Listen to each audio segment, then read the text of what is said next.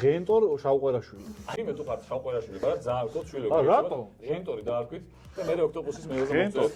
არა პოპულარული, პოპულარული. გამოვლელი. გამოვლელი? შეიძლება გამრალი შეიძლება იყოს უკიდურესი. აი უკიდურესი მგონია. იმენა ნოუბადია, ხო? ხო, მაგრამ ეხლა ვიღაცა სახელები გამვლელია, პროსტო. მალხას კაიხოსროშვილი რო ეთქვა. არა, პოპულარს ვერ გეტყვი. არა, პოპულარს და მე შევიტყვი.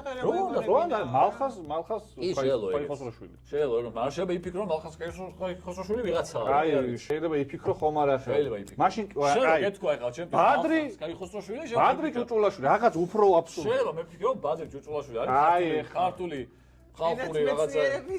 სამ რაღაც მომღერალი შეიძლება რესტორანში მღერის და მე არ ვიცი შეჩემო. შეიძლება იფიქრო ბიჭო სახელ და გვარს. ხომ არა, ნახე თვითონ ტიპაჟი რესტორანში მომღერალი ტიპი, ესე იგი ქვემოთ არის. სახელ და გვარს ეუბნები. სხვა ადამიანს სახელ და გვარს ეუბნები, ის ადამიანი ფსიქოლოგიად შეიძლება იფიქრობდეს რომ ვიღაცა არის და მე არ ვიცი.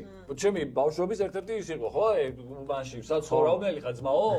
ნახალოკაში ამას და ამას იცნობ? ძალიან ბევრი და ვიღაცები ამბობდნენ კი ვიცნობ, ამას არ არსებობდა ეგ ტიპი. იმიტომ რომ ფსიქოლოგიურად იმაში. ხომ არა, აბსურდულ ტიპს თუ ეუბნები? აბსურდული სახელი და გვარი რა არის? აბა გისმენ? რომ მე წერილი მოგწეროს მაგ ადამიანს. ღენტორ შავყერაშვილი. აი ხა ღენტორ შავყერაშვილი თუ არსებობს ვიღაცა დაარქვით. ღენტორ შავყერაშვილი თუ არსებობს?